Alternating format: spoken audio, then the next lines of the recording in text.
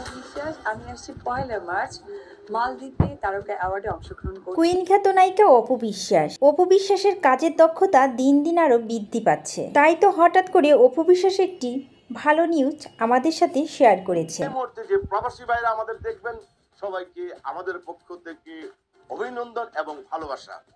আমরা বাংলাদেশ থেকে একজাক তারকা প্রস্তুতি নিচ্ছি আপনাদের মালদ্বীপের শহর মালে আসার জন্য। অপু বিশ্বাস। আমি আসছি 1 মার্চ মালদ্বীপে তারকা অ্যাওয়ার্ডে অংশগ্রহণ করছি।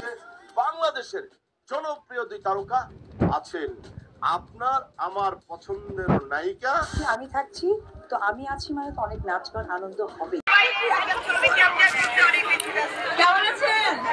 অপু বিশ্বাস হঠাৎ করে মালদ্বীপে একটি অ্যাওয়ার্ড প্রোগ্রামে অংশগ্রহণ করবেন, আর সেই অনুষ্ঠানে বাংলাদেশের আরও অভিনয় শিল্পীরা থাকবেন।